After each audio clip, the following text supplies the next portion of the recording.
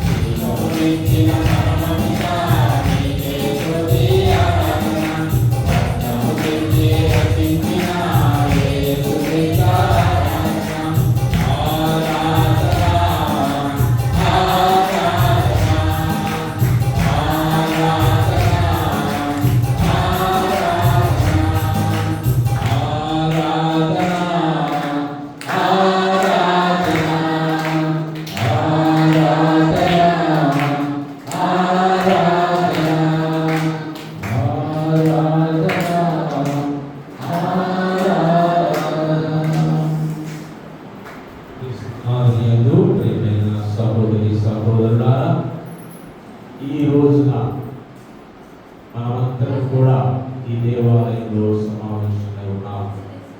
అయితే పవిత్రాత్మ సర్వేశ్వరుడు అప్పరూపంలో మన మధ్య ఉన్నారు. ప్రభువు ఈ అందరికీ పవిత్రాత్మ వరాలతో నింపాలని కోరుతూ ఉన్నాడు. ఈరోజు మనమందరం కూడా పవిత్రాత్మను పొందే ఈ దేవాలయం నుంచి బయటకు వెళ్తాం. ఎందుకనగా దేవుడు నాకు ప్రేరేపిస్తున్న విధముగా మీ అందరూ కూడా పవిత్రాత్మ వరములో ఉన్నటువంటి వరాలు 12 వరాలు ఉన్నాయి. వాటిలో ఒకటి మీకు ఈరోజు తప్పకుండా ప్రభు దయచేస్తాడు కూడా. అదందరూ మీరందరూ కూడా ఇక్కడికి వచ్చిన ప్రతి ఒక్కరు కూడా దాన్ని మీరు అనుభవించబోతూ ఉన్నారు. తప్పకుండా అది మీకు కలుగుతుంది. ఆ పవిత్రాత్మ వరాన్ని మీరందరూ కూడా పొందుతారు. అది ఏదనగా మొట్టమొదటిగా ప్రభు వస్తే పవిత్రాత్మ వరము అన్య భాషలలో మాట్లాడడం. ఇప్పుడు ఇక్కడ చేరి వచ్చిన మీ అందరూ కూడా మీ పైన పవిత్రాత్మ కుమ్మరించబడుతుంది. మీరందరూ కూడా అన్య భాషలలో మాట్లాడబోతున్నారు. Praise the Lord, praise the Lord. ఈ ఆరాధనలో మీరందరూ కూడా ఆ పవిత్రాత్మ శక్తిని పొందుటకు మీరందరూ మీ మనస్సులను, మీ హృదయములను ఆ ప్రభువు కేంద్రీకరించమని మిమ్మల్ని కూడా కోరుతున్నాను. సహోదరులారా, ప్రతి ఒక్కరు కూడా మన పవిత్రాత్మ సర్వేశ్వరుడు అప్పరూపంలో ఉన్నటువంటి ఆ ప్రభువు వైపు మీ మనస్సులను లగ్నం చేయమని మిమ్మల్ని కూడా కోరుతున్నాను. ఆ దేవాది దేవుడు ఏ ప్రార్థనను మీరు కోరుతున్నారో, ఏ ఇబ్బందితో మీరు ఈ ఆరాధనకు వచ్చి ఉన్నారు, ఏ సమస్యతోటి మీరు ఈ ఆరాధనకు వచ్చి ఉన్నారు, ప్రతి ఒక్కరు కూడా ఆ ప్రభు వైపు చూస్తూ మీ సమస్యను, మీ శ్రమను, మీ బాధను, మీ కష్టాలన్నింటినీ కూడా ఆ ప్రభు వైపు చూస్తూ ఆ ప్రభుతో మీరు మాట్లాడండి. ప్రభు మీ అందరికీ కూడా ఈ పవిత్రాత్మ వరాన్ని వస్తబోతూ ఉన్నారు. ఈ ఆరాధన అయిపోయే లోపు మీరందరూ కూడా పవిత్రాత్మను ఖచ్చితంగా పొందుతారు. అన్య భాషల్లో ఇక్కడికి వచ్చిన ప్రతి ఒక్కరు కూడా మాట్లాడతారు. దానికి మీరు చేయవలసిన పని ఏంటంటే ఆ ప్రభుతో మీ మనస్సును మీరు మాట్లాడాలి. ప్రియమైన సహోదరుల, మీరందరూ కూడా ఆ ప్రభువును, ఈ పీఠముపై ఉన్న ప్రభువును చూస్తూ మీరందరూ మీరు మనస్సును విప్పి మీరు మాట్లాడినట్లయితే తప్పకుండా ఆ ప్రభువు మన అందరిపైన ఆత్మను కుమ్మరించడానికి సిద్ధంగా ఉన్నాడు. ప్రభు మనతో ఉండుటకు ఈ పీఠంపైకి వేంచేసి వచ్చి ఉన్నాడు. మరి ఇక్కడ చేరి వచ్చిన మనమందరము ఆ ప్రభుతో ఉండటానికి సిద్ధముగా ఉన్నామా?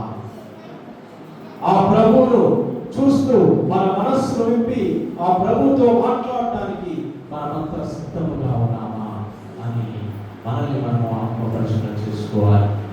ప్రభువు మన పీఠంపై వేంచేసి వచ్చి ఉన్నాడు. ఆత్మ రూపములో, అప్ప రూపములో ప్రభు మన మధ్య ఉన్నాడు అని మనమందరము ఈ దేవాలయంలో ప్రవేశించిన మనమందరము ఈ దేవాలయం వెళ్ళేంత వరకు కూడా మనము ప్రభువుతోనే ఉండాలి. ప్రియమైన సహోదరుల, ప్రభువునకు అత్యంత ప్రీతికరమైన ప్రార్థన స్తుతి ప్రార్థన. మనమందరం కూడా ఆ స్తుతి ప్రార్థనను ఇప్పుడు చేసుకోబోచుండగా ప్రతి ఒక్కరం కూడా ఎవరైతే మోకరించగలరో వారు మోకరించండి. మిగతా వాళ్ళు నిలబడి ఉండండి. మోకరించి ఆ ప్రభువునకు స్తుతులను, స్తోత్రములను, వందనములను మనము తెలుపుకుందాం. అందరం కూడా ఆ ప్రభువుని గణపరుస్తూ, స్తుతిస్తూ, ఆరాధిస్తూ ఆ ప్రభు యొక్క పవిత్రాత్మ శక్తిని, బలమును మనమందరం కూడా పొందే విధంగా మనము ఆ ప్రభువునకు స్తుతులను, స్తోత్రములను చెల్లించుకున్నాము. తండ్రి వందనము, తండ్రి స్తోత్రము, త్రియేక దేవా వందనము, త్రియేక దేవా స్తోత్రము, యేసువా వందనం, యేసువా స్తోత్రం, ఆత్మదేవా వందనం, ఆత్మదేవా స్తోత్రం, జీవము గల దేవా వందనము, జీవము గల దేవా స్తోత్రము, మహోన్నత దేవా వందనము, మహోన్నత దేవా స్తోత్రము, అబ్రహాం దేవుడా వందనము, అబ్రహాం దేవుడా స్తోత్రము, ఇస్సాకు దేవుడా వందనము,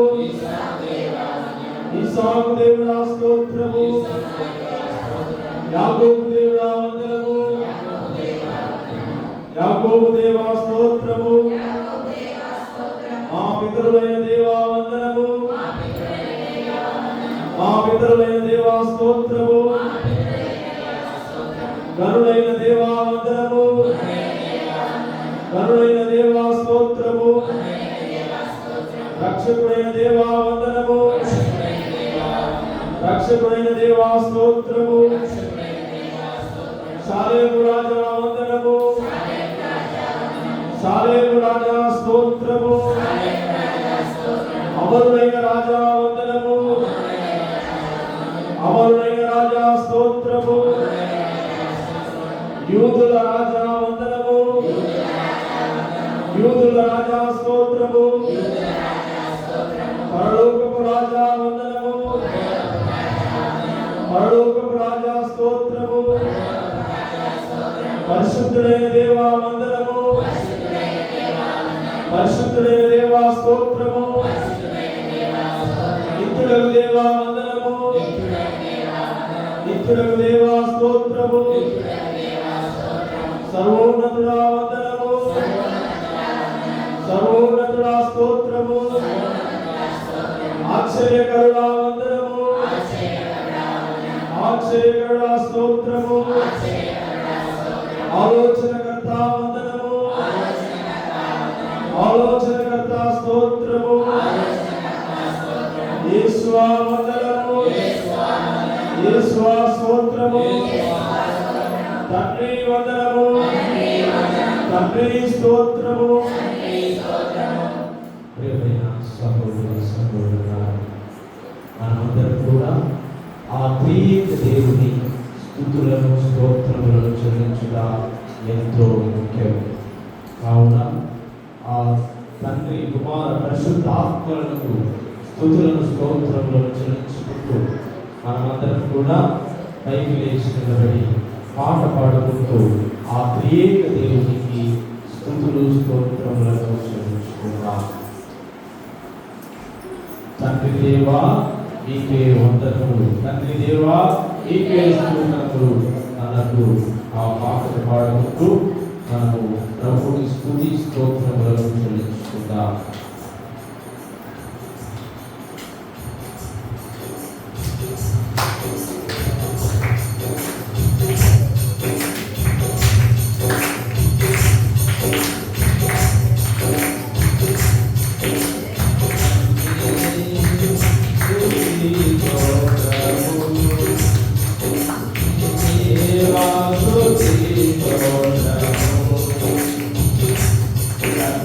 Dewa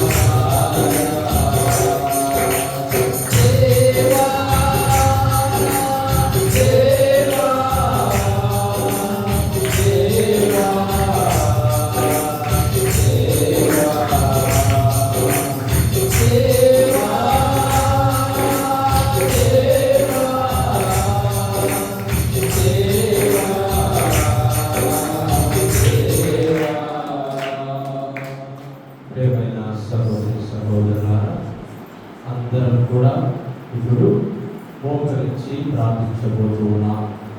ఆ పవిత్రాత్మ సర్వేశ్వరుడు మనందరిపై చేయబోతున్నాడు. ఆ దేవాది దేవుడి పవిత్రాత్మ వరాలు మనందరిపై కుమరించబోతున్నాడు. ఇప్పుడు మనమందరం చేయవలసిన పని మోకరించి ఆ ప్రభువునకు ఆగకుండా ఈ స్తుతులను స్తోత్రములను ఆ ప్రభువునకు తెలియజేయాలి. మీరు చేతులు పైకి ఎత్తైనా సరే, చేతులు జోడించైనా సరే, ఆ ప్రభువునకు మీరు స్తుతులు స్తోత్రములు చెల్లించబోతూ ఉన్నారు. అందరూ కూడా గట్టిగా మీ హృదయం నుండి, మీ మనస్సు నుండి ఈ పీఠం చెంద ఉన్నటువంటి ఆ ప్రభువులకు ఈ స్తుతులను స్తోత్రములు చెల్లించండి.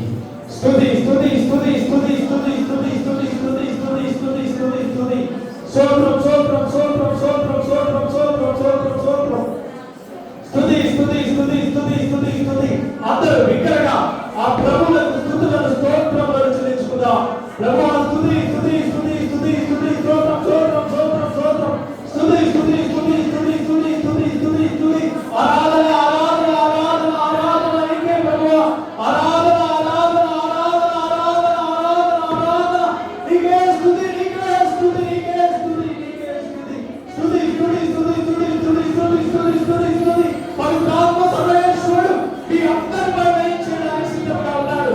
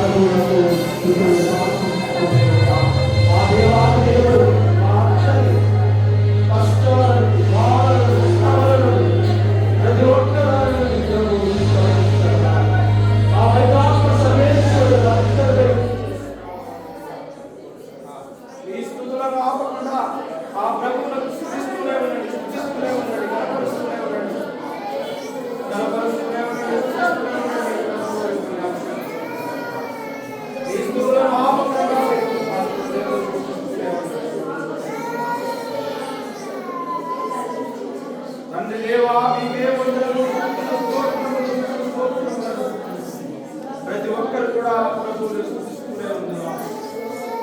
మనందరికీ ఆ ప్రభు దైవాభిషేకంతో అభిషేకించి పవిత్రాత్మ శక్తిని మనందరిపై కుమరించే విధంగా మనము ప్రార్థన చేస్తున్నాం.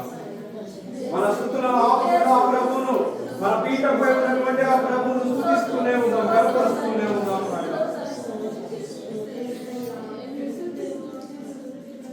ఈ స్తుతులను ఎవరు కూడా ఆపకుండా మళ్ళీ తండ్రి దేవా నీకే స్తుతి స్తోత్రం అనే పాటను కూడా పాడుకుందాం.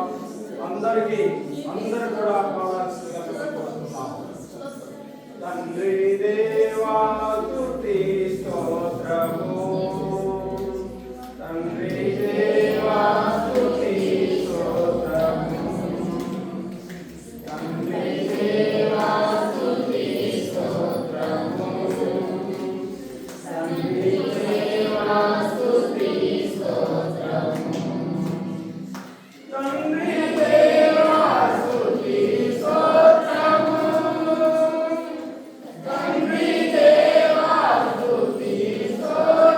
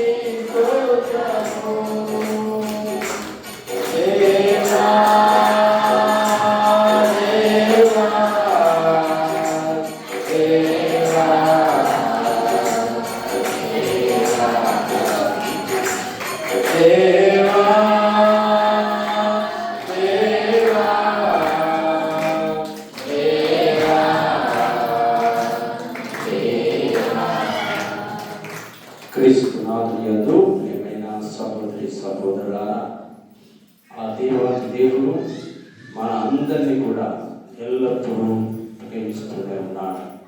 ఆ ప్రభువు ఎల్లప్పుడూ కూడా మనతో ఉండటానికి సిద్ధంగా ఉన్నాడు. అందుకనే ఆ దేవాది దేవుడు పరలోకమును వీడి భూలోకానికి మన వలె మనిషిగా జన్మించి ఉన్నాడు.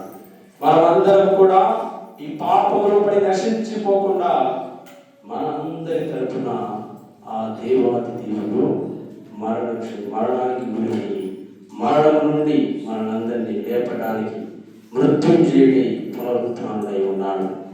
ఆ దేవాది దేవుని మనమందరము ఆరాధించడానికి, స్తుతించడానికి, గణపరచడానికి మనమందరం కూడా ఇక్కడ ఉన్నాము. కానీ ఆ ప్రభువు ఎల్లప్పుడూ కూడా మనతోనే ఉండటానికి వస్తూ ఉన్నాడు. అవ్వ ఆదాము ఇద్దరు తప్పు చేసి వాళ్ళు దాక్కొని ఉంటే ఎవరు వెతుక్కుంటూ వెళ్ళారు?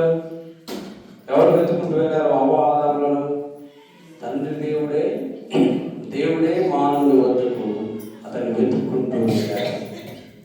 అదే విధముగా పాపము చేసి పాపము ద్వారా మరణమునకు గురై మరణంతో అందరూ నశించిపోతూ ఉంటే దేవుడు ఎక్కడో పరలోకాలు అక్కడ ఉండి మీరు రక్షింపబడను కాక అని చెప్పి అనలేదు. ఎవరు వచ్చారు మన మధ్యకు? తండ్రి దేవుని క్రీస్తు ప్రభుని మన మధ్యకు పంపించి మనతో ఉండటానికి, మనలను ఆ పాపం నుండి రక్షించడానికి, ప్రభు మనల్ని కాపాడటానికి, ఎప్పుడు మనతోనే ఉండటానికి ప్రభువే వస్తూ ఉన్నాడు. ప్రభు ఎల్లప్పుడూ కూడా మనతోనే ఉంటూ ఉన్నాడు. మరి మనము ఆ ప్రభుతో ఉంటున్నామా లేదా అని మనల్ని మనము ఆత్మదర్శన చూసుకోవాలి. సహోదరి సహోదరులారా, అయితే ఇప్పుడు మీకు 2 ధ్యానాంశముల గురించి మీకు వివరించబోతున్నాను. మొదటిది ఏమిటంటే శిలువ మార్గము. శిలువ మార్గం అనేది చాలా మందికి కూడా ప్రశ్నలు ఉండవచ్చు.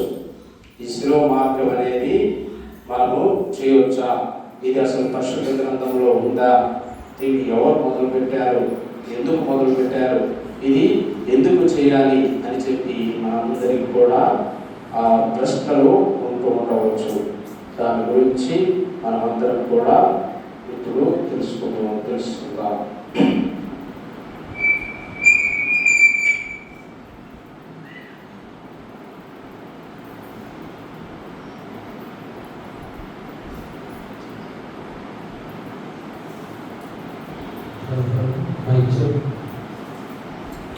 అయితే మనందరికి కూడా ఈ శిలువ మార్గం గురించి అందరికి చేరవచ్చిన మీ అందరికి కూడా తెలుసు, అవునా?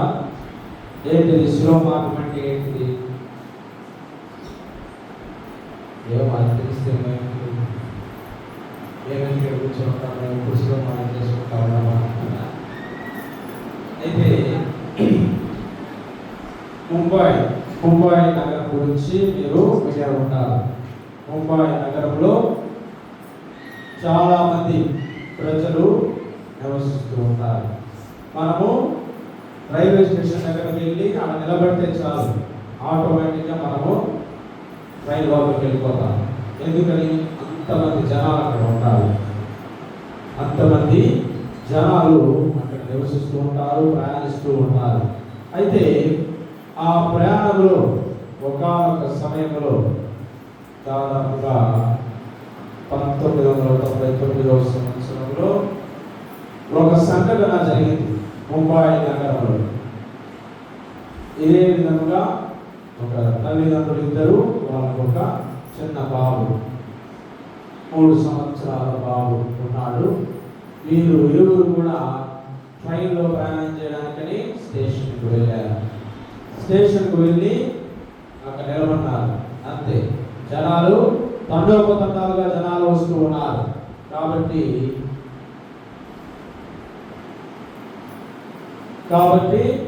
అక్కడ ఏం జరిగింది?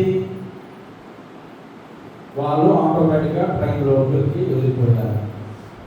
తర్వాత వాళ్ళ స్టేషన్ వచ్చింది. ఆటోమేటిక్గా అందరూ ఎక్కువ మంది ఎక్కుతారు, ఎక్కువ మంది కూడా దిగుతారు.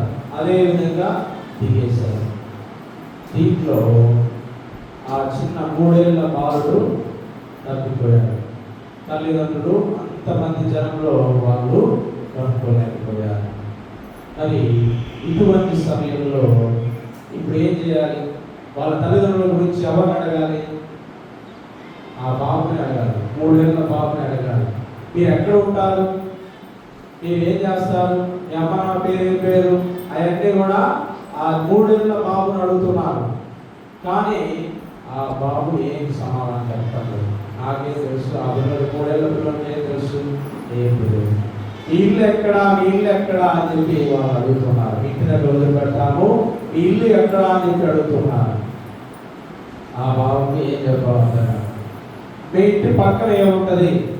మీ ఇంటి పక్కన ఏముంటుంది? ఇటు సైడ్ ఏముంటుంది? ఇటు పక్క ఏముంటుంది అంటే అప్పుడు ఆ చిన్న బాలుడు, 3 సంవత్సరాల బాలుడు చెప్తున్నాడు, మా ఇంటి పక్కనే పెద్ద సిలువ ఉంటుంది, అది దూరం నుంచి కూడా కనపడుతుంది అని చెప్పి అతను చెప్తున్నాడు. అప్పుడు వాళ్ళందరూ కూడా ఆ సిలువ ఎక్కడ ఉంది, స్టేషన్కి దగ్గరలో దూరం నుంచి చూసినా కనపడే సిలువ ఎక్కడ ఉందని చూసి అక్కడికి వెళ్ళి ఆ బాలుని ఇచ్చారు. ఇదంతా కూడా న్యూస్ లెటర్లో తెలిసింది. ఏమని? న్యూస్ పేపర్లో మరుసటి రోజు న్యూస్ పేపర్ వేశాడు. ఇప్పుడు అక్కడ ఆ సిలువ లేకపోతే ఈ బాలుడు పరిస్థితి ఏంటి? ఒకవేళ అక్కడ ఆ సిలువ లేకపోతే మన పరిస్థితి ఏంటి? ఆ ప్రభు, ఆ చిన్న బాలుడు ఆ సిలువ కనుక అక్కడ లేకపోతే ఆ అబ్బాయిని ఆ తల్లిదండ్రులకు ఎలా అప్పగించాలి? ఇదిగో ఈ సిలువ లేకపోతే మనం మళ్ళీ తిరిగి ఆ తండ్రి దేవుని స్థలానికి, మన తండ్రి స్థలానికి, పరలోకానికి ఎలా వెళ్ళగలము? సిలువ మార్గం అనేది అత్యంత గొప్పదైన మార్గము. ముఖ్యమైన సహోదరి సహోదరులారా, ఎవరైనా పాప సంకీర్తనం చేయవలసిన వాళ్ళు ఒకరి తర్వాత ఒకరు వెళ్ళి పాప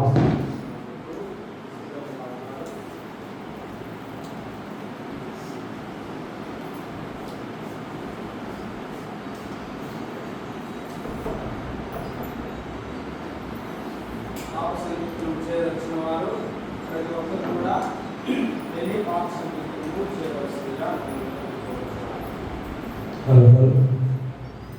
ఎవరెవరైతే పాప సంకీర్తనం చేయదలుచుకుంటున్నారో వాళ్ళందరూ కూడా వెళ్ళి పాప సంకీర్తనం చేయండి. మరి మనము సిలువ మార్గము అనేది మనము చూస్తూ ఉన్నాం. మరి ప్రత్యేక విధంగా ఈ తపస్కాలంలో సిలువ మార్గాన్ని మనమందరం కూడా ఎంచుకుంటూ ఉన్నాం. ప్రతి శుక్రవారము మనము సిలువ మార్గాన్ని చేస్తూ ఉన్నాము. అయితే ఈ సిలువ మార్గం అనేది ఎక్కడ ఉంది, ఎవరు దీనిని మొదలు పెట్టారు, ఏ విధంగా ఇది మనకు ఉపయోగపడుతుంది అని మనం ఆలోచించినట్లయితే, మొట్టమొదటిగా క్రీస్తు ప్రభువు ఎక్కడ సిలువను మోసి మరణించాడో చెప్పండి. ఎక్కడ మరణించాడు ప్రభు? ఏ ఊళ్ళో? అబ్బాయి ఏం చెప్తున్నా? ఏంటి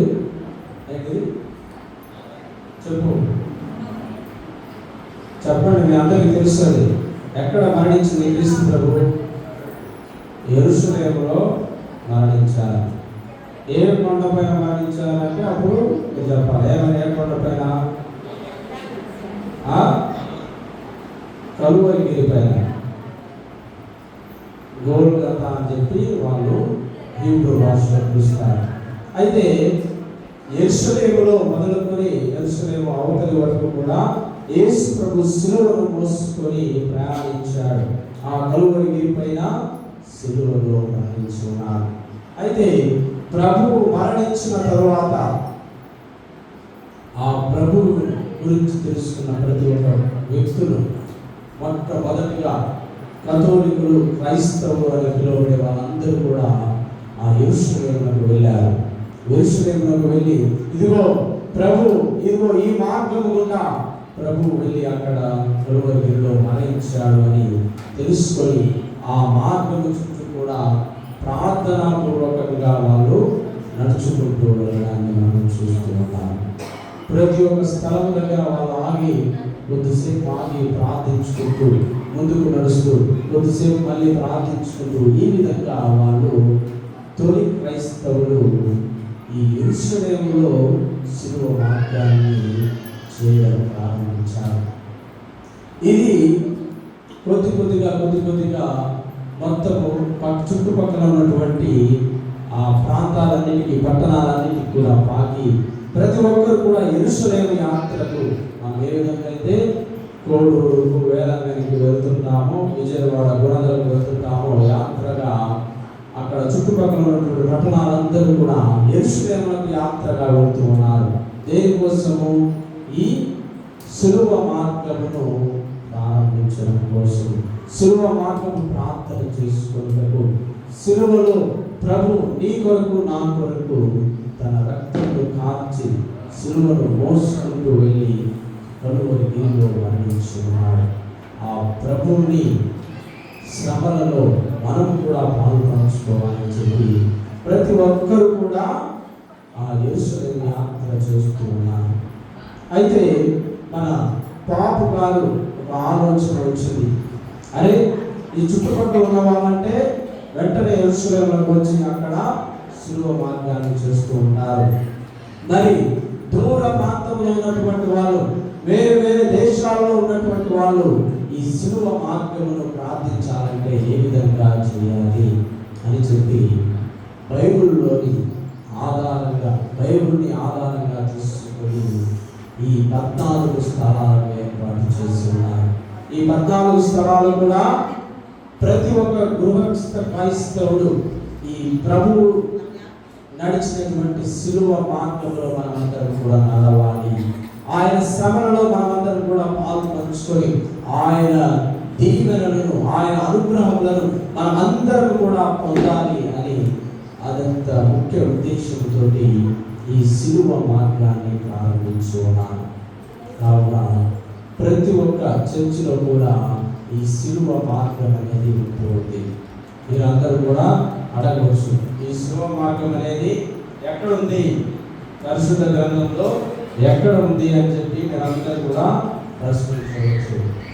అయితే అది మనం ఇక్కడ చూస్తున్నాం. ఇక్కడ చూడండి, మొదటి స్థలము ఇక్కడ ఉంది. ఏంటిది ఆ మొదటి స్థలము? మరణ తీర్పును పొందుట. యేసు ప్రభు మరణ తీర్పును పొంది ఉన్నాడు. అది మనము యోహాను శుభవార్త 19వ అధ్యాయము 16వ వచనంలో చూస్తాము. అది క్రీస్తు ప్రభు పిలాతునిచే అన్యాయముగా మరణ తీర్పును పొందుట గురించి అక్కడ రాయబడి ఉంటుంది. తర్వాత రెండవ స్థలము అక్కడ చూడండి, ఆయన ఏం చేస్తున్నాడు? యేసు ప్రభు శిలువను మోస్తూ ఉన్నాడు. అది మనము అదే యోహాను శుభవార్త 19వ అధ్యాయము 17వ వచనంలో మనం చూస్తాము. యేసు ప్రభు శిలువను ఎత్తుకొని తన ప్రయాణాన్ని కొనసాగిస్తూ ఉంటాడని మనం ఇక్కడ చూస్తాము. ప్రియమైన సహోదరి సహోదరుల, మరి అదేవిధంగా మూడవ స్థలము 7వ స్థలము 9వ స్థలం, ఈ 3 స్థలాల్లో క్రీస్తు ప్రభు కింద పడిపోవడాన్ని మనం చూస్తాం. అయితే క్రీస్తు ప్రభువు మనము ఇక్కడ మనం ధ్యానించుకోవడానికి 3 సార్లు కింద పడినట్లు మనం చూస్తున్నామే తప్ప ఆ ప్రభువు తన శిలువను మోస్తూ ఉన్నప్పుడు ఎన్నోసార్లు ఆ ప్రభువు పడిపోయి ఉన్నాడు. ఆ వాటన్నింటినీ కూడా మనము ఈ 3 స్థలాలు, 3వ స్థలము, 7వ స్థలము, 9వ స్థలాన్ని మనము ఇక్కడ యెషయా ప్రవక్త గ్రంథము 53వ అధ్యాయము 5వ వచనంలో అక్కడ ఈ విధంగా రాయబడుతుంది. ఏమని? మీ అందరి కోసం ఆయన గాయపరచబడి ఉన్నాడు, మీ అందరి కోసం ఆయన దెబ్బలు తగిలించుకుని ఉన్నాడు అన్నట్లుగా అక్కడ రాయబడి ఉంటుంది. అనగా ప్రభు మన అందరి కోసం ఆయన శిలువను మోస్తూ ఎన్నోసార్లు కింద పడిపోతున్నారు. అయినా కానీ తిరిగి లేచి ఆ ప్రభువు ఆ శిలువను మోయడానికి సిద్ధంగానే ఉంటున్నాడు. ఎందుకని? ఆ శిలువను ఎవరు మోయాలి? నీవు నేను మోయాలి. కానీ ఆ ప్రభువు మన అందరి పక్షముగా మన పాపములన్నిటినీ ఆయన శిలువ మ్రానుగా చేసుకుని మోసుకున్నాడు. 4వ స్థలంలో యేసు తల్లికి ఎదురుపడుట అని చెప్పి అక్కడ మనం చూస్తాం. ఆ 4వ స్థలంలో యేసు ప్రభు తన తల్లికి ఎదురుపడుట అనే దాన్ని మనము లూకా శుభవార్త 2వ అధ్యాయము 35వ వచనంలో అక్కడ సిమియోను ప్రవక్త గారు మరియ తల్లితో మాట్లాడుతున్న మాటలను మనం చూస్తాం. ఇదిగో ఒక ఖడ్గము నీ హృదయంలో దూసుకొని పోతుంది. అంటే నీవు నీ కుమారుడు, నీ ప్రేమ తెచ్చుకొని పుట్టిన నీ కుమారుడు మరణ వేదనతో శిలువను మోస్తున్నప్పుడు అది చూసినప్పుడు నీవు నీ ఖడ్గములోకి నీ హృదయంలోకి ఖడ్గము దూసుకొని పోతుంది అని సిమియోను ప్రవక్త గారు కలిగి ఉన్నారు. అంటే అక్కడ మనం గమనించవలసిన అంశం ఏమిటి అంటే, ఇదిగో ఎప్పుడైతే తన తల్లి తన కుమారుడు మరణ వేదనను చూసినప్పుడు ఆమె పరితపించిపోతుంది. అప్పుడు చెప్పిన వాగ్దానం అక్కడ నెరవేరడం జరుగుతుంది అనే సత్యాన్ని మనం తెలుసుకోవాలి. తర్వాత 5వ స్థలం అక్కడ యేసు ప్రభు శిలువ మోయలేడని వాళ్ళందరూ కూడా గ్రహించి ఇతన్ని ఎలాగైనా సరే ఆ కలువరి గిరిపైన హతమార్చాలి, ఇక్కడే అతను చనిపోవద్దు అని చెప్పి సిరేనియా సీమోని సిలువ మోయడానికి పిలవడాన్ని మనం చూస్తాం. అది లూకా శుభవార్త 23వ అధ్యాయం 26వ వచనంలో ఆ మాటను మనం చూస్తాము. ఏమైనా సహోదరి సహోదరుడా, మరి 6వ స్థలంలో మనం చూసినట్లయితే వెరోనికమ్మ ముఖము తుడుచుట. ఇది పరిశుద్ధ గ్రంథంలో ఎక్కడ కనపడదు. వెరోనికమ్మ వచ్చి యేసు ప్రభు ముఖాన్ని తుడిచింది. ఇది అక్కడ ప్రజలు చూసినటువంటి సత్యం. అది ఆ సత్యానికి నిదర్శనంగా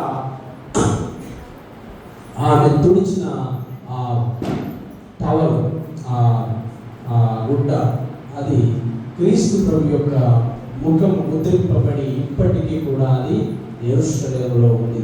యెరూషలేము యాత్రకు వెళ్ళిన ప్రతి ఒక్కరు కూడా చూస్తారు. ఇది ఏ విధంగా వచ్చింది, ఈ గుడ్డ పైన, ఈ టవల్ పైన యేసు ప్రభు యొక్క ముఖం ఏ విధంగా వచ్చిందంటే అప్పుడు వాళ్ళందరూ కూడా చెప్తారు, ఇదిగో వెరోనికమ్మ అనే ఆమె యేసు ప్రభువు బాధన వేదనను చూసి కరిగిపోయి గుడ్డను కూడా ఆ ప్రభువు తుడుచుకున్నంత మాత్రాన ప్రభు ఆమెకు ఈ గొప్ప వరాన్ని దయచేసి ఉన్నాడని తెలియజేసుకుంటుంది. మరి 7వ స్థలంలో రెండవసారి ప్రభు వెళ్ళబడ్డాడు. మరి 8వ స్థలానికి వచ్చినట్లయితే లూకా శుభవార్త 23వ అధ్యాయం 28వ వచనంలో మనం అక్కడ చూస్తాము.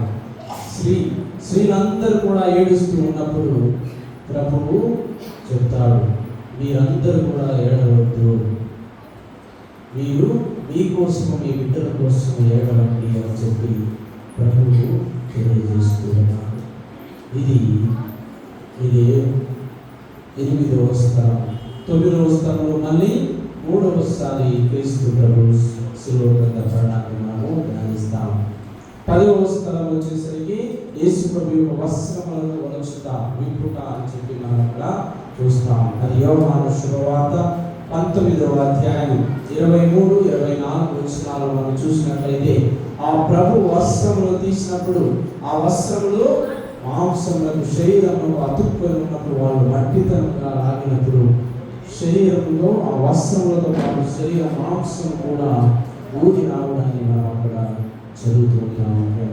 సహోదరి సహోదరుల 11వ స్థలంలో యేసు ప్రభువు శిలువ మీద పెట్టి స్త్రీలను పట్టడాన్ని మనం చూస్తూ ఉంటాం.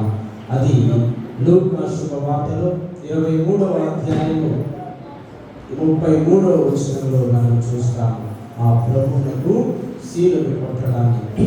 అదే విధంగా 12వ స్థలంలో యేసు ప్రభువు మరణించడం గురించి ధ్యానిస్తాం. అది లూకా శుభవార్త 23వ అధ్యాయం 46వ వచనంలో మనం చూస్తాం. ఇదిగో అంతయు సమాప్తమైనది, నా ఆత్మను నీ చేతికి ఇచ్చి గైకొడును అని చెప్పి యేసు ప్రభు తల నుంచి మరణిస్తాడు. మరి 13వ స్థలంలో యేసు ప్రభువుని శిలువ నుండి క్రిందకు దించడాన్ని మనము మార్కు శుభవార్త 15వ అధ్యాయము 46వ వచనంలో చూస్తాం. అక్కడ క్రీస్తు ప్రభువుని శరీరమును శిలువ నుంచి దింపి మరియ తల్లి చేతుల్లో ఉంచడాన్ని మనం ఇక్కడ చూస్తాం. 14వ స్థలం సమాధిలో ఉంచడం. యేసు ప్రభు యొక్క శరీరాన్ని నారకట్టతో చుట్టి వస్త్రాన్ని వాళ్ళు సమాధిలో ఉంచుతారు. అది మత్తయి శుభవార్త 27వ అధ్యాయము 60వ వచనంలో మనం చూస్తాం. అరిమత్తయి యేసు వాళ్ళందరూ కూడా 150 సేవల తైలమును తీసుకొని వెళ్ళి ఆ ప్రభు స్థలాన్ని భద్రంగా సమాధిలో ఉంచడాన్ని మనం అక్కడ చూస్తాం. ఇవన్నీ కూడా శిలువ మార్గం మనం చెప్తున్నామంటే ఇది ఎక్కడ లేదని కాదు, పరిశుద్ధ గ్రంథం నుంచే తీసుకోబడింది. ప్రభు యెరూషలేములో పడిన పాటులన్నిటికీ కూడా 14 స్థలాలుగా ఆ ప్రభు యెరూషలేము యాత్ర చేయలేని మనమందరం కూడా ఇక్కడ నుండి ఆ ప్రభుని శ్రమలలో మరణంలో పాలు పంచుకునే విధంగా ఆయన అనుగ్రహాలన్నీ కూడా మనం పొందే విధంగా ఈ శిలువ మార్గాన్ని ఏర్పాటు చేస్తున్నారు. మరి ముఖ్యంగా ఈ శ్రమల దినంలో తపస్కాలలో మనము ఈ శిలువ మార్గం గుండా ప్రయాణించి ఆ ప్రభు పడిన పాటలను శ్రమలను మనం గుర్తు తెచ్చుకున్నట్లయితే ప్రభు యొక్క అనుగ్రహాలు అత్యధికంగా మన పైన ఉంటాయి అని శ్రీసభ మనకు బోధిస్తుంది. అంటే మనం ఎప్పుడైతే ఈ తపస్సు కాలంలో ప్రతి శుక్రవారం ఈ శిలువ మార్గంలో మనము చెప్పాల్సిన అవసరం లేదు. ప్రతి ఒక్కొక్క స్థలం వద్దకు వెళ్ళి ఆ ప్రభువుని స్మరించుకుంటూ వెళ్ళినా చాలు. ఆ దేవుని దీవెనలు మీకు తప్పకుండా మీకు లభిస్తాయి అని మనకు తల్లి శ్రీసభ బోధిస్తూ ఉంది. ప్రియమైన సహోదరుల, ఇది శిలువ మార్గం యొక్క చరిత్ర. ఆ శిలువ మార్గము పరిశుద్ధ గ్రంథం నుండే తీసుకొనబడినది అని ఎవరైనా మనల్ని ప్రశ్నించినప్పుడు ఇవన్నీ కూడా మీరు ఆధారాలుగా చూపించాలి. ప్రియమైన సహోదరుల, రెండవదిగా మీ అందరికీ ఒక అపోహ ఉంది. ఏంటి? జపమాల. జపమాల అంటే మరి తనకి పూజించడము. చాలా మంది కథోలికులు మనల్ని ఈ ప్రశ్నలు వేస్తూ ఉంటారు. పాస్టర్లు అందరూ కూడా ఈ ప్రశ్నలు వేసుకుంటున్నారు. ఏంటి మీరు జపాలు చెప్తున్నారు? జపాలు చెప్పేది ఎవరు? మీరు ఎందుకు ఇలా చేస్తున్నారు? మీరు మరే తల్లినే ప్రార్థిస్తున్నారు, మరే తల్లికే మీరు ఆరాధన చేస్తున్నారు అని చెప్పి అందరూ కూడా మనల్ని ప్రశ్నించేవాళ్ళే. ఇప్పుడు మీరందరూ కూడా ఈ మాట వచ్చినప్పుడు మీరందరూ కూడా చెప్పాలి. ఏమని? పరలోక జపము చెప్తాం, జపమాలు. తర్వాత ఏం చెప్తాము? మంగళవార్త జపం చెప్తాం. తర్వాత 4 దేవరహస్యములు, 5 వృత్తులు: సంతోష దేవరహస్యము, దుఃఖ దేవరహస్యము, వెలుగు దేవరహస్యములు, తర్వాత మహిమ దేవరహస్యము. ఇవన్నీ కూడా ఎవరి గురించి ఉన్నాయి? సంతోష దేవరహస్యంలో ఏముంది? దేవుడి దూత మరి తల్లి గురించి, ఇదిగో ప్రభువు పుట్టబోతూ ఉన్నాడు. రెండవ దానిలో మరి తల్లి ఎలిజబెతను కలుసుకుంటాడు. 3వ వృత్తులో యేసు పుట్టుకను, 4వ వృత్తులో యేసు దేవాలయంలో అర్పింపబడను, 5వ వృత్తులో యేసు ప్రభువుని దేవాలయంలో కనుగొనడం అనేది సంతోష దేవరహస్యంలో మనం చూస్తాం. ఇదంతా కూడా ప్రభువుని గురించి మాత్రమే రాయబడి ఉంది. అదేవిధంగా దుఃఖ దేవరహస్యాలు, వెలుగు దేవరహస్యాలు, మహిమ దేవరహస్యాలు అన్నీ కూడా క్రీస్తు ప్రభువు గురించే మనం ధ్యానించాలి. అయితే ఇప్పుడు పరలోక జపాన్ని ఎవరు నేర్పించారు? మీరు చెప్పండి. ఎవరు నేర్పించారు పరలోక జపాన్ని? యేసు క్రీస్తు ప్రభువు పరలోక జపాన్ని మనందరికీ కూడా నేర్పించున్నారు. మన జపమాలలో పరలోక జపాన్ని చెప్తున్నాం. అంటే ఇది ఎవరి ప్రార్థన? యేసు ప్రభువు ప్రార్థన. యేసు ప్రభువు నేర్పించినటువంటి ప్రార్థనను మనము ప్రార్థిస్తూ ఉన్నాం. మరి మంగళవార్త ప్రార్థన ఎవరిది? ఎవరు నేర్పించారు మంగళవార్త ప్రార్థన? ఇది ఏంటి? దేవవర ప్రసాదముల చేత నిండిన మరియమ్మ వందనమని ఎవరు చెప్పారు? మరియ తల్లి ఎవరు చెప్పారు? ఎవరు? దేవదూత దగ్గరికి వచ్చి అనుగ్రహ పరిపూర్ణురాలా నీకు శుభము, ఏలిన వారు మీతో ఉన్నారు అని ఎవరు చెప్పారు? ఎవరు చెప్పారు? ఎవరు చెప్పలేదా? ఎవరు చెప్పింది? దేవదూత చెప్పింది. అయితే ఈ ప్రార్థన ఎవరు నేర్పించారు? మరి మంగళవారం ప్రార్థన ఎవరు నేర్పించారు? దీన్ని బట్టి దేవదూత వచ్చి ఏం చెప్పింది? అనుగ్రహ పరిపూర్ణురాలా నీకు శుభము, ఏలిన వారు మీతో ఉన్నారు, స్త్రీలలో ఆశీర్వదింపబడిన వారు మీరే, మీ గర్భఫలము ఆశీర్వదింపబడిన వారు అని దేవదూత చెప్పింది అనుకుంటాం. ఇప్పుడు ఆ ప్రార్థన ఎవరు నేర్పించినట్టు? ఎవరు నేర్పించారు? దేవదూత చెప్పినప్పుడు ఎవరు నేర్పించినట్టు? దేవదూతే ఆ ప్రార్థన నేర్పించినట్టు. అది అందరూ కూడా అదే అనుకుంటూ ఉన్నాం. కానీ అది కాదు. దేవదూత యొక్క పని ఏంటి? దేవదూత చేసే పని ఏంటి? తండ్రి దేవుడు ఏ మాటలు అయితే చెప్తే అదే మాటలు తీసుకొచ్చి ఎవరికి చెప్పాలో వాళ్ళకి చెప్తారు. ఇప్పుడు దేవదూత ఈ మాటలన్నీ చెప్పింది. కానీ దేవదూతకి ఎవరు చెప్పారు? దేవుడే చెప్తూ ఉన్నాడు.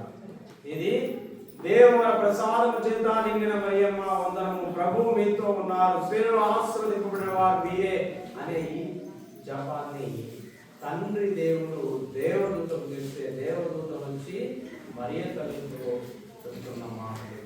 ఇది మరియ తల్లి ప్రార్థన కాలే కాదు, పరలోక జపము యేసు ప్రభు నేర్పించిన ప్రార్థన. మరి మంగళవార్త ప్రార్థన తండ్రి దేవుడే నేర్పించిన ప్రార్థన. మనమందరం కూడా ఈ విషయాన్ని వారందరికీ కూడా గట్టిగా చెప్పాలి.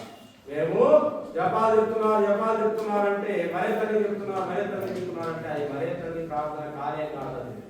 తండ్రి దేవుడు నేర్పించినటువంటి ప్రార్థన, యేసు ప్రభు నేర్పించినటువంటి ప్రార్థనను మనము ప్రార్థిస్తున్నాం.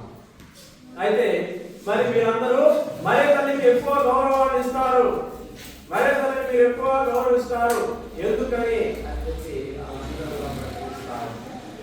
అయితే మనమందరం కూడా ఇక్కడ వాళ్ళు అడగవలసిన ప్రశ్న, యేసు ప్రభు ఎక్కడ మరణించాడు? చెప్పండి. కలువరిగిరి పైన మరణించాడు, సిలువలో మరణించుకున్నాడు. అయితే ఇతర మతస్థులందరూ కూడా చర్చి కట్టినప్పుడు చర్చి పైన ఏం కడతారు? సిలువ కడతారు. అయితే ఆ సిలువలో క్రీస్తు ప్రభు ఎన్ని గంటల పాటు ఉన్నాడు? 3 గంటల పాటు ఆ సిలువ మీద ఉన్నాడు. మనందరి రక్షణ కోసం ఆయన 3 గంటల సేపు ఆ సిలువ పైన ఉండి వేల నుండి మరణించి ఉన్నాడు. మరి క్రీస్తు ప్రభు ఈ లోకానికి రావడానికి, మనందరినీ రక్షించడానికి, ఈ లోకంలోనికి రావడానికి మరియ తల్లి గర్భంలో ఎన్ని గంటలు ఉన్నాడు? ఎన్ని రోజులు ఉన్నాడు? ఎన్ని నెలలు ఉన్నాడు? చెప్పండి. ఎన్ని నెలలు ఉన్నాడు? 9 నెలలు ఉన్నాడు. మరి 3 గంటల సేపు ఆ రక్షకుడు ఆ శిలువపై ఉన్నప్పుడు మీరందరూ చర్చి పైన శిలువను పెడుతున్నారు, ఎంతగానో గౌరవిస్తున్నారు ఆ శిలువను. మరి 9 నెలలు, 3 గంటలు ఎక్కువ, 9 నెలలు ఎక్కువ. 9 నెలల పాటు తన గర్భములో యేసు ప్రభువును మోసి లోకానికి రక్షకుని అందించినప్పుడు ఆ తల్లిని గౌరవించడంలో తప్పే ఉంది అని మనమందరం కూడా చెప్పగలగాలి. మనము అపోస్తుల కార్యములు చూసినట్లయితే అక్కడ ఈ విధంగా రాయబడి ఉంటుంది. అపోస్తుల కార్యములు 35వ అధ్యాయము 38వ వచనము 39వ వచనము చదవండి ఒకసారి. అపోస్తుల కార్యములు 5వ అధ్యాయము 38, 39 వచనాలు ఒకసారి చదవండి. 5వ అధ్యాయము 38, 39 వచనాలు. అక్కడ మరియ తల్లి గనక మానవులైన మనము ఏర్పాటు చేసుకొని మనము ప్రార్థన చేసుకున్నట్లయితే అది మానవుని వల్ల ఏది జరిగినా కానీ అది అంతమైపోతుంది. కానీ దేవుని వలన కనుక జరిగితే అది ఖచ్చితంగా శాశ్వతంగా ఉంటుంది. మరే తల్లిని ఇదిగో పాప్ గారో బిషప్ గారో ఫాదర్ గారో వచ్చి మీరందరూ ఆరాధించగని చెప్పి ఎవరు చెప్పలేదు. ఎవరే కానీ మరే తల్లిని ప్రార్థించమని ఎవరు చెప్పలేదు. మానవుని వలన ఇది అసలు జరగలేదు. మానవుని వలన కనుక అది జరిగితే ఏమవుతుందో అక్కడ రాయబడి చదవండి. కాబట్టి ఇప్పుడు ఈ విషయమును ఈ మనుషుల గురించి వ్యతిరేకముగా ఏ చర్యలు తీసుకోకూడదు. ఇప్పుడు ఎవరైనా కానీ మరియ తల్లి గురించి వ్యతిరేకంగా మాట్లాడితే వాళ్ళ మీద ఎటువంటి చర్య కూడా మీరు తీసుకోవద్దు. ఎందుకని వారిని వారి ఇష్టం వారు వదిలేయండి. ఏదైనా వీళ్ళు చేసేది అంటే మనమందరం కూడా చేసేది, మరియ తల్లిని ప్రార్థన చేసేది మానవుడు చేసిన ప్రయత్నం అయితే అది అంతరించిపోతుంది. మానవుని వల్ల కనుక ఏదైనా సృష్టింపబడితే అది అంతరించబడుతుంది.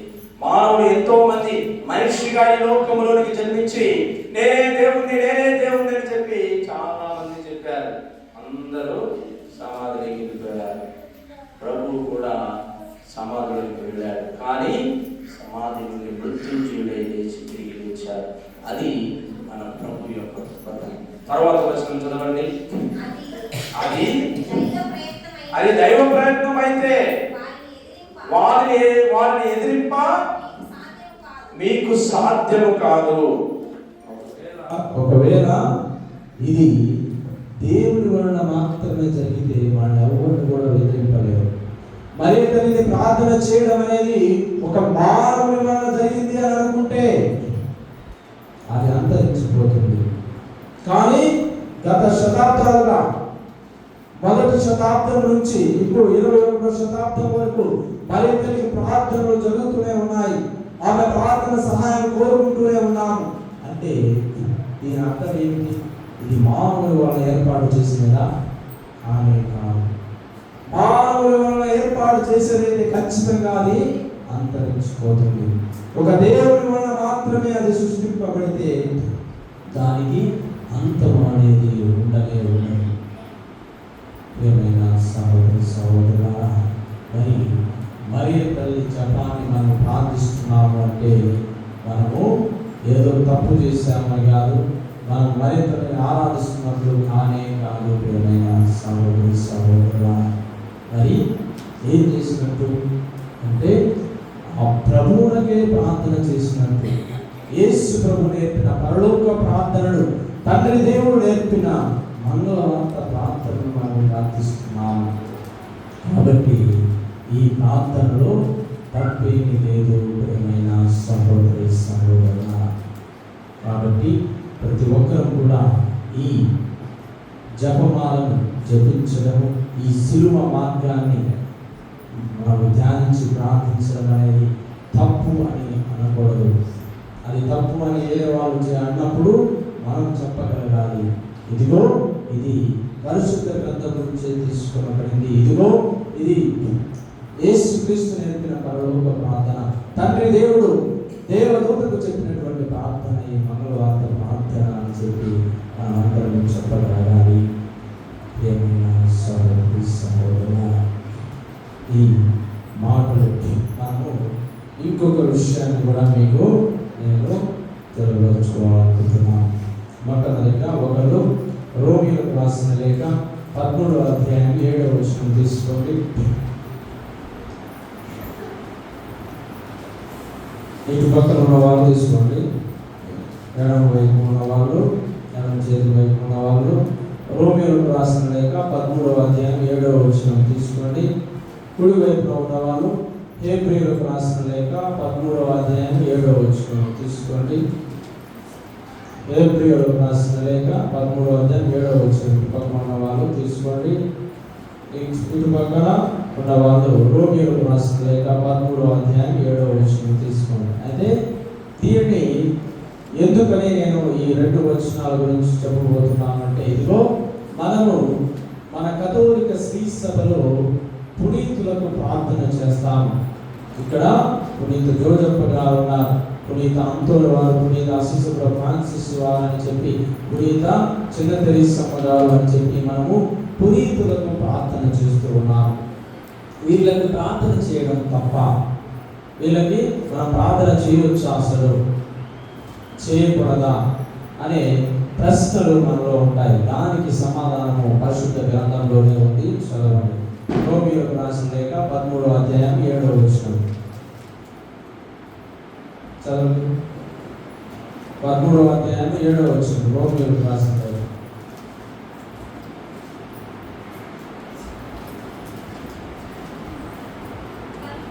కనుక ఎవరికి చెల్లించవలసినది వారికి చెల్లించాలి, కప్పములను కనవలసిన వారికి కప్పములను, పన్నులు పొందవలసిన వారికి పన్నులను కట్టివేయుడు. ఎవరికి భయపడవలదు వారికి భయపడవలదు. ఎవరికి భయపడాలో వారికి భయపడాలి. ఎవరిని గౌరవింపవలేదో వారిని గౌరవించాలి. పరిశుద్ధ గ్రంథం ఏం చెప్తుంది? ఎవరిని గౌరవింపాలో వాళ్ళని గౌరవించాలి అని చెప్తుంది. ఎవరిని గౌరవించాలి? ఇప్పుడు మనము ఎందుకు గౌరవించాలి అది మనం హెబ్రీయులకు రాసిన లేఖ 13వ అధ్యాయం 7వ వచనంలో చూస్తాం. ఎవరిని మనం గౌరవించాలి? ఇక్కడ చదవండి. దేవుని సందేశమును మీకు బోధించిన మీ మునుపటి నాయకులు. ఎవరు మీ మునుపటి నాయకులు? పరిశుద్ధ గ్రంథమే లేనప్పుడు ఎవరు మనకి ఈ విషయాలన్నీ కూడా బోధించారు? మన పితామహులు, మన పునీతులందరూ కూడా దేవుని గురించి బోధించి ఉన్నారు. మునుపటిన మనందరికీ ప్రభువుని గురించిన బోధించిన నాయకులను తలంచుకోండి. వాళ్ళందరినీ కూడా తలంచుకోండి. ప్రభువు మార్గమును సిద్ధపరిచి ప్రభువుని ఇతరులకు పంచి బోధించిన నాయకులను మీరందరూ కూడా తలంచుకోండి. తర్వాత వారు ఎట్లు జీవించితిరో మృతి చెందిరో విచారించి వారి విశ్వాసమును అనుసరింపుడు అని చెప్పి ప్రభువు తెలియజేస్తున్నారు.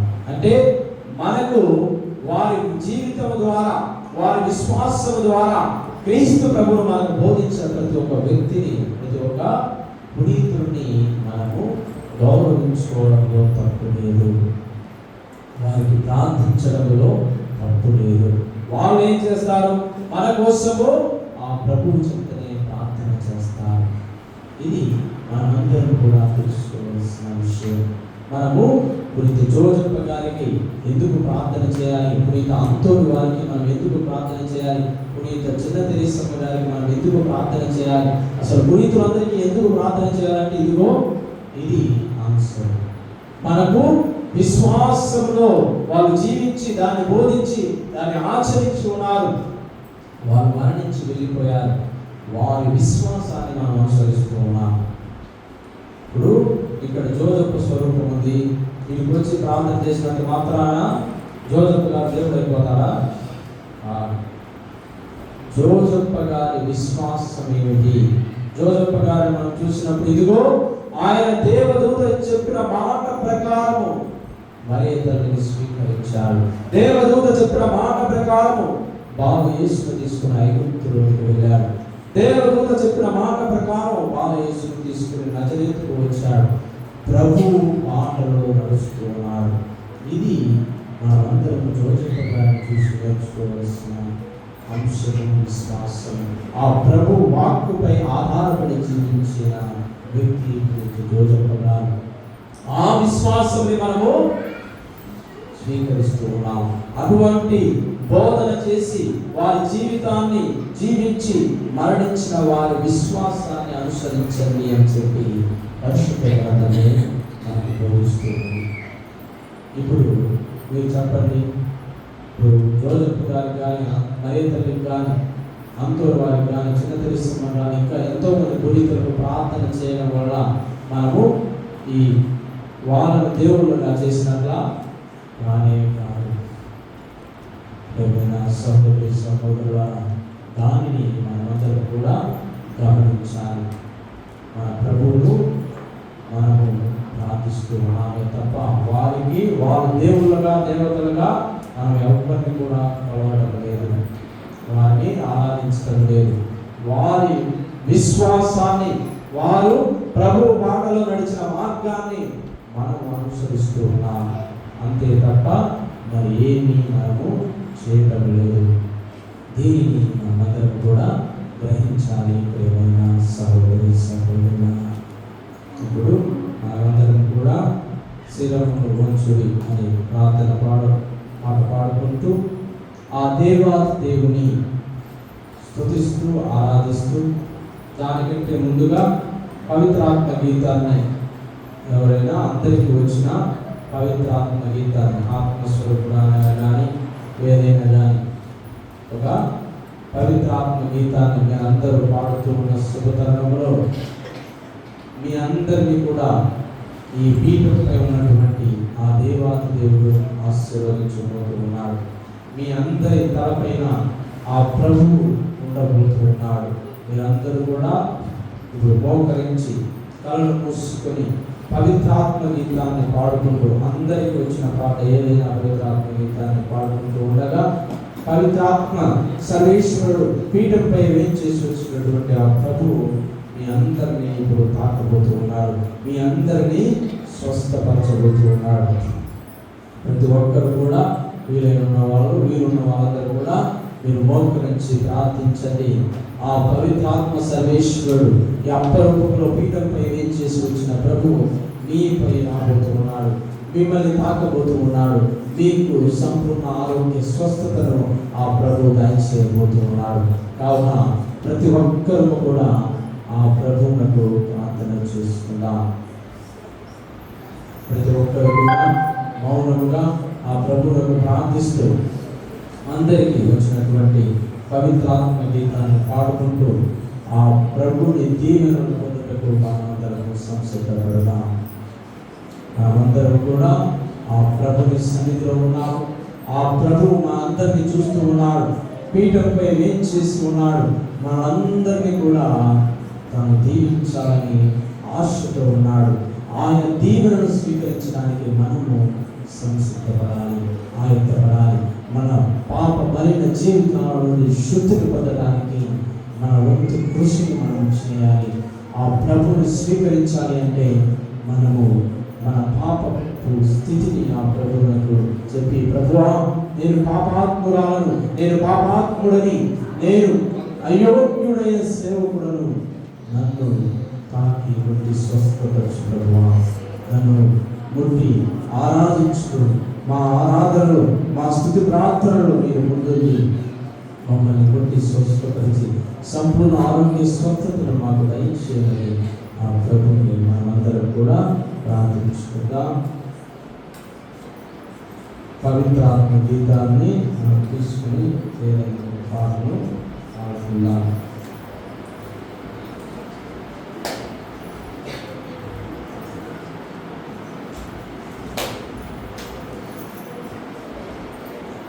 ఆత్మస్వరూపుడా నా యేసయ్యా, నీ ఆత్మతో నన్ను నింపుమా. ఆత్మస్వరూపుడా నా యేసయ్యా, నీ ఆత్మతో నన్ను నింపుమా. నీ ఆత్మశక్తిని నాకు సరుమా, నీ ఆత్మశక్తి నాకు సరుమా. పరిశుద్ధాత్మ దేవుడా నీ శక్తితో నింపుమా. పరిశుద్ధాత్మ దేవుడా నీ శక్తితో నింపుమా.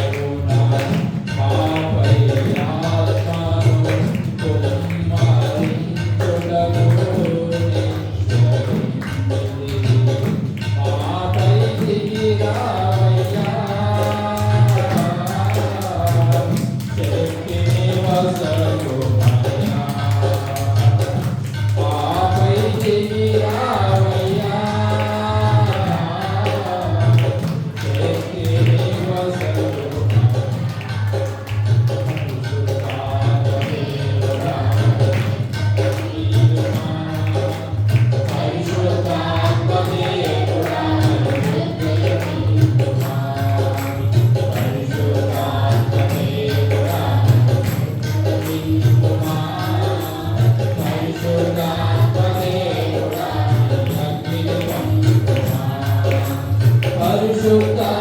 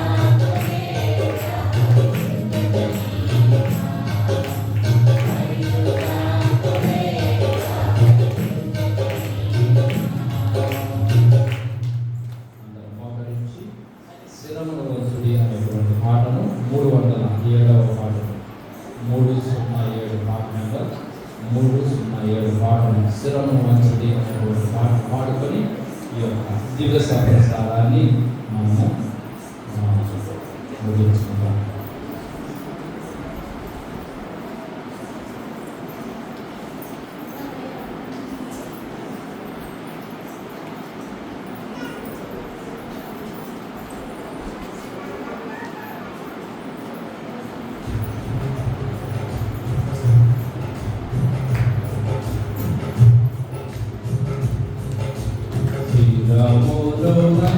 Chudi vinaya motora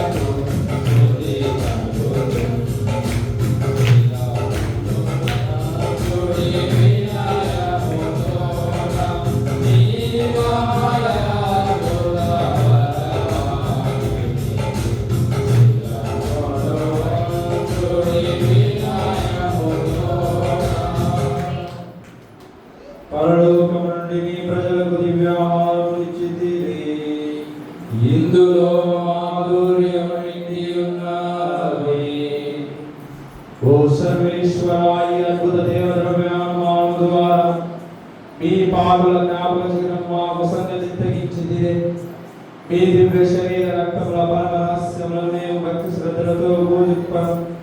మీ రక్షణ ఫలితము మేము నిరంతరము చూడను. యుగములు జీవించు పాలన చేయని వారు మాకు అనుగ్రహించండి.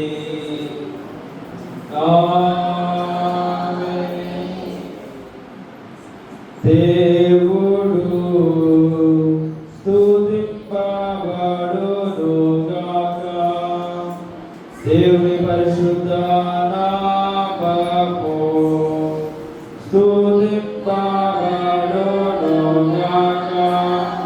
నిజ దేవుడును నిజ మనుష్యుడైన యేసుక్రీస్తు స్తుతింపబడును గాక. యేసు యొక్క నామము స్తుతింపబడును గాక. యేసు యొక్క పరిశుద్ధ హృదయము స్తుతింపబడును గాక. అతని మిక్కిలి పవిత్ర రక్తము స్తుతింపబడును గాక. పీఠం యొక్క మిగుల పరిశుద్ధ దేవద్రవ్యమందు యేసు స్తుతింపబడును గాక. ఓదార్చువారైన స్పిరితు సాంక్తు స్తుతింపబడును గాక. దేవుని గొప్పతని మిక్కిలి పరిశుద్ధ మరియమ్మ స్తుతింపబడును గాక. ఆమె యొక్క నిష్కలంకమగు ఉద్భవము స్తుతింపబడును గాక. కన్యకలో తల్లి అయిన మరియమ్మ గారి యొక్క నామము స్తుతింపబడును గాక. ఆమె యొక్క మహిమగల మోక్షారోహణము స్తుతింపబడును గాక. ఆమె యొక్క మహారక్త భర్తయు పునీత జోజప్ప స్తుతింపబడును గాక. తమ దూతలయందును తమ పునీతులయందును దేవుడు స్తుతింపబడును గాక.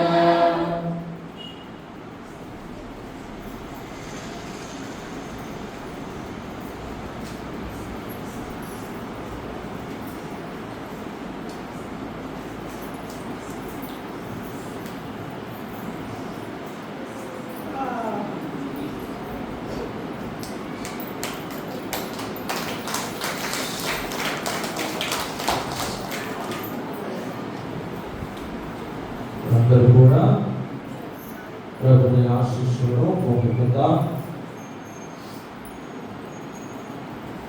దివ్య సర్వస్వామి ఆశీస్సులను మనమందరం కూడా పొందుకుందాం.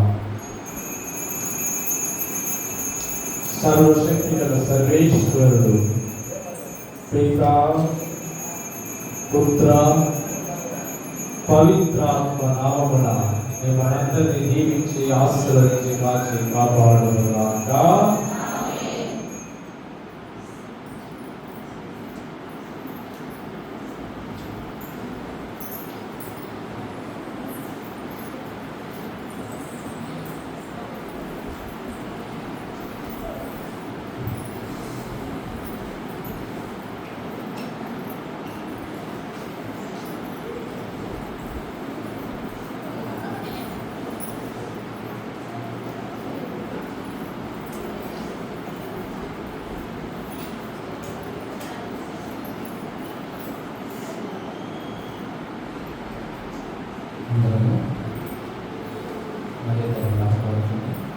నిన్ను వెంబడించు మరియా, నీ నీడ నిలుచుము మాతా.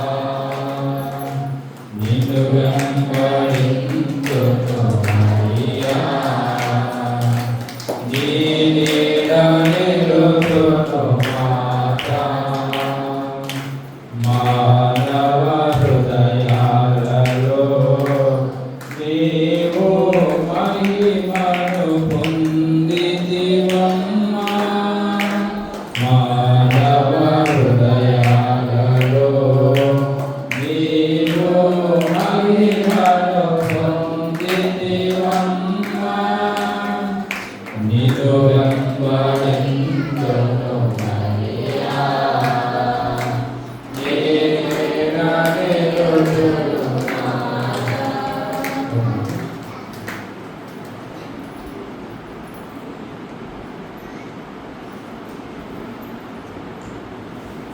క్రీస్తునామమునందు ప్రియమైన సహోదరి సహోదరులారా, ఇంతటితో ఈ ఆరాధన ముగిసింది. ఇప్పుడు దివ్య బలి పూజ ప్రారంభమవుతూ ఉంది.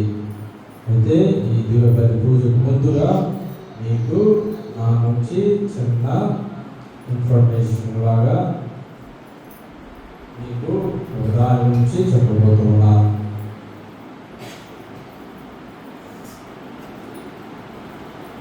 ఇది శిలువ మార్గం అనే పుస్తకం. దీన్ని నేనే రాశాను. శిలువ మార్గం అనేది నేను ఎట్లా రాశాను? ఒక రూమ్లో కూర్చొని నాకు వచ్చినంత రాయలేదు. ప్రార్థన చేసుకొని దివ్య సప్రసాదం ముందు మోకరించి ప్రార్థన చేసుకొని దేవుడు ఇచ్చిన ప్రేరేపణను బట్టి దీన్ని నేను రాశాను. అయితే దీన్ని మా అన్న దగ్గరికి తీసుకొచ్చాను. ఫాదరు మా అన్న దగ్గరికి తీసుకొచ్చి, నాన్న ఇదిగో ఇట్లా పుస్తకాన్ని తయారు చేస్తాం అనుకుంటున్నాను అంటే దాంట్లో చాలా వరకు మార్పులను చేర్పులను చేసి ఉన్నాడు. మొదటి భాగం అంతా కూడా మనం చదివినట్లయితే అక్కడ చాలా వరకు కూడా మా అన్ననే దాన్ని సరిదిద్ది మంచిగా రాసి ఉన్నాడు. అయితే ఈ పుస్తకాన్ని మామూలుగా దీని వేల 50 రూపాయలు. కాకపోతే మనం ఈ శ్రీపుర గ్రామంలోనికి నేను మొట్టమొదటిసారిగా వచ్చి ఉన్నాను కాబట్టి ఎవరైనా శిలువ మార్గంలో ఈ పుస్తకాన్ని కొనాలనుకుంటే 20 రూపాయలకు మీరు కొనుక్కోవచ్చు. పుస్తకాలు కూడా కొన్ని ఉన్నాయి. ఎవరికైనా కావాలి చదవాలనుకుంటే దీన్ని 50 రూపాయలు, ఇది మామూలుగా అయితే 20 రూపాయలకు మీరు కొనుక్కోవచ్చు.